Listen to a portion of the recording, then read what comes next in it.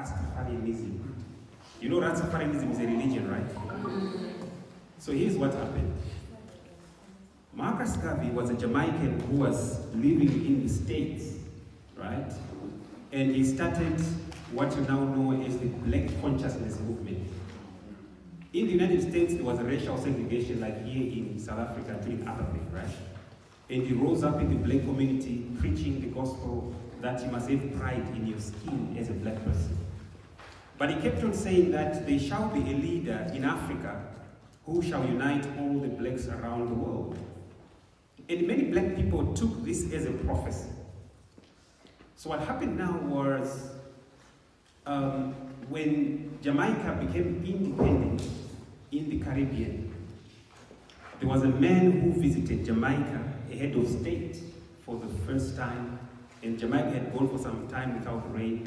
This man was called Rastafari Haile Selassie. It started raining. And many people began to say that the prophecy that was prophesied by Marcus Garvey had been fulfilled. So they began to sort of worship and became followers of Rastafari. Rastafari was the former emperor of Ethiopia. Do you see the prophecies of Marcus Garvey now being fulfilled in Rastafari? Right? But some of you may ask, why does Rastafari Haile Selassie had Jewish blood? Here's what happened.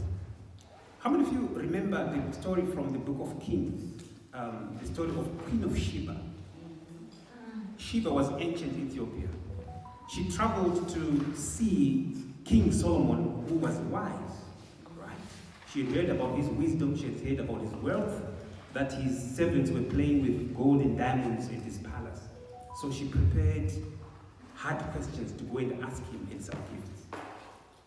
Now when she went to Israel to see King Solomon, what happened was Solomon answered all the questions that she had, and she was so impressed that she gave him gifts. But they say that she was very pretty. You guys, you know that Ethiopians are pretty, right? I don't know how they compare to you, but they're very, very, very pretty. Some of the prettiest people in Africa. So they say she was what? Very pretty. And Solomon had a weakness.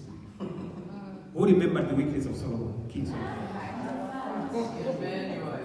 He loved what? Women. How many official wives did Solomon have? 700. That's what the Bible says. And how many concubines? Concubines are your penny, like a side chick. 300. You had what? 300. So you had how many wives? 1,000. This is what the Bible says, according to the book of Kings. I have always wondered how he does it, or how he did it.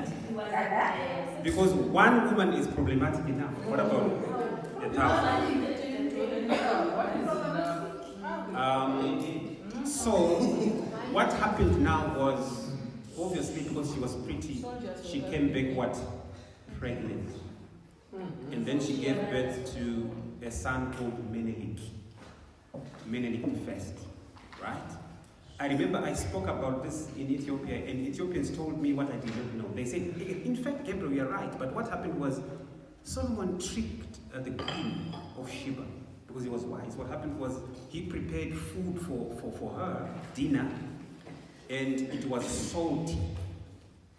There was no salt in Ethiopia at this time. So you guys, you know what salt does to you, right? When you eat it. You become thirsty in many ways, all right? So she became thirsty. But he did not give her water. So what happened was in the middle of the night, she woke up and began to look for water. And she ended up in King Solomon's bedroom. She then got some kind of water. She came back what? Pregnant. She gave birth to Menelik the First. And some of you who know history, you guys know that Ethiopia was never colonized, right? Yes. The man who defeated the Italians in 1864 at the Battle of Adwa was Menelik II. So if you trace this genealogy, this is where Rastafari, Haile Selassie, he comes through this lineage. You see, that's why Rastafaris, they call him conquering Lion of Judah, because he was a descendant of Solomon. And Solomon belonged to the tribe of Judah in Israel. So that's what happened. Right, that's why you clap hands for me. All right, so his name was Rastafari, and when he became emperor of Ethiopia, he took a royal name, Haile Selassie. I remember last year I had a class of Jamaicans, right? And I was saying to them, why is weed at the center of your religion? You know weed? Marijuana. And then one guy said, no man, you don't call it weed. It's called wisdom leaf. Wisdom leaf. They explained to me that the first plant of wisdom leaf, as you know it, was seen growing at the grave of Haile Selassie. So they plucked it, they smoked it, and they become high. They call it idol. They became idol. Some of you Christians, there are times when you are high also. Especially when you pray, you speak in tongues. Do you understand what you're speaking about? You don't. You are in that zone. So that's what happened. So all that can be traced back to Marcus Garvey. Marcus Garvey inspired all the civil rights activists, as you know. We talk about Martin Luther King Jr., Malcolm X, and of course, Rastafarianism can be traced back to him because of the